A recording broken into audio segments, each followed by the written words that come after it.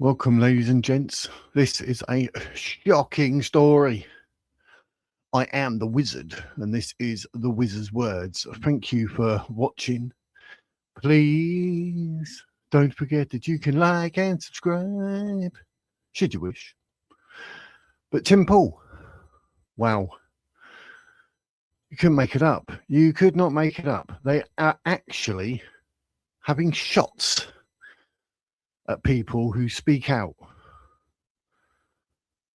This report here, the increasingly volatile landscape of American politics has been dramatically highlighted once again after right-wing political commentator Tim Pool made a chilling public claim that his home was subject to a targeted shooting in the late hours of Friday, December the 5th, 2025.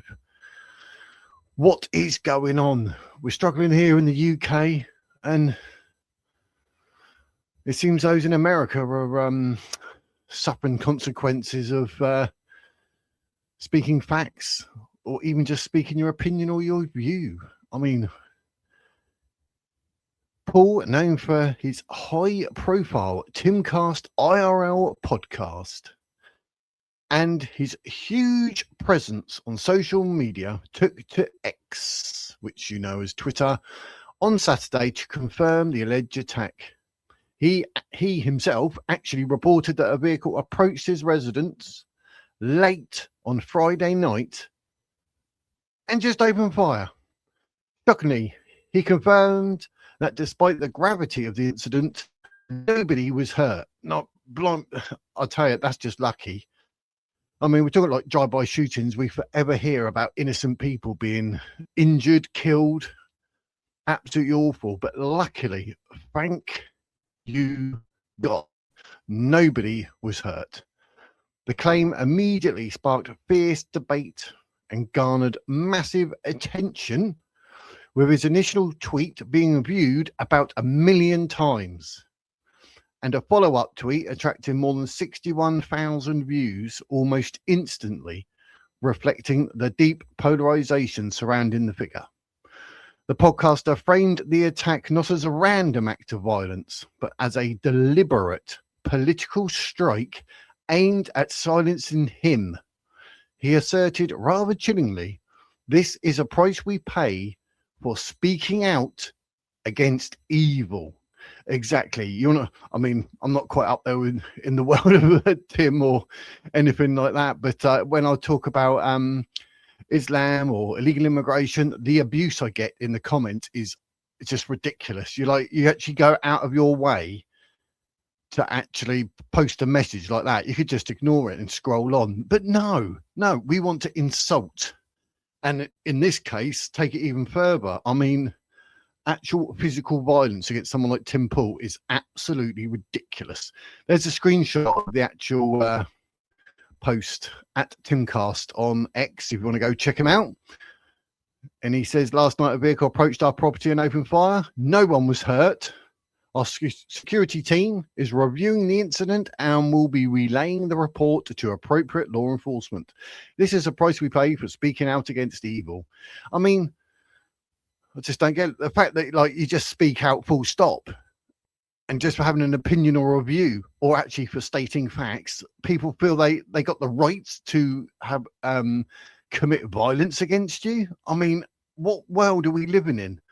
The human consequence of such threats is immediate and severe, forcing commentators like Paul to live under high security. While he confirmed that his team was reviewing the incident and will be relaying the report to appropriate law enforcement, the mere necessity, learn how to speak whiz, of having such a team speaks volumes about the current climate for political commentators.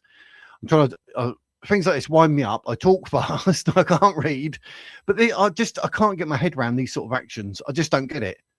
Like Tim Pool's just doing his thing. It's very, very popular. It was huge. And then someone has to come around and say, "Oh, we'll start shooting your house up." I mean, what planet? I mean, is it mental illness or something? Someone who has a depression and anxiety. I mean, Is there people out there with, things going on? They should think, oh, this is the right action to take, because they literally have no argument against someone like Tim Pool, because, he says it the way it is. They're like, oh, I've got really no argument. Oh, I'll get violent. Is that the new way, is it? The subsequent post from the political commentator revealed the fear and defensive measures already in place at his property. And it's sad that he has to do that, really, isn't it? When sharing his initial reaction to the gunfire, Paul wrote that his immediate thoughts is someone was trying to scare us, but we have a security gate and armed guards, and it's possible this deterred something more serious. I expect they didn't really think you'd have all that. And yes, something more serious is probably a very, very good shout, definitely. The implication that armed guards were already necessary precaution simply to live and work underscores the severity of the threat environment in which controversial media figures now operate. Despite inquiries, the Harper's Ferry Police Department and Paul's spokesperson reportedly refused to reveal additional details about the alleged shooting at the time. And here we are. Speaking out against evil, why Tim Pool's shooting claim has rattled allies. The news of the alleged gunfire outside Paul's residence instantly mobilized some of the most prominent right-leaning figures in US media and politics, who swiftly condemned the incident as an act of political intimidation. It's that, but more so, you're shooting at someone's house. Former television host and podcaster Megyn Kelly, who's also on YouTube, worth checking out, described the situation as awful in her reaction on X, arguing that things are getting out of control. Not getting, Megyn, they are. A pointed reference to what she and many others see as a worrying rise in political violence aimed at conservative voices. Likewise, Republican Representative Marjorie Taylor Greene expressed her relief that Paul and his family were unharmed, stating, "This is terrifying. I'm glad everyone is okay." And there, look, you can see on X the posts that were posted up. But Green went on to call for unity against such threats, regardless of political affiliation. Everyone must stand together against this type of political violence and intimidation, no matter who it happens to, whether you like them or not. Yeah, and this is all just feeding on from the Charlie Kirk shooting. It really is. It's just, one person does one thing, someone else is going to do something else. It's a sad, sad world that we live in. You just, I'll just talk. Oh, and now people want to shoot you dead. Really? No wonder humans are going to have a struggle trying to evolve. It's 2025. We're trying to kill each other just for what they say or what they think. Wow, it's absolutely crazy. I get it all the time. I talk about Islam. Everyone knows it's fake. Everyone obviously talks about the Prophet and getting married to Aisha, etc. Sahira Al-Bukhari, 5134, if you want to check it out. But you're not allowed to state facts because they don't like it. They get offended, so they just want to murder you. It's crazy. General Michael Flynn offered a broader, more existential analysis, suggesting that such political motivated attacks were merely the reflection of a deeply divided society.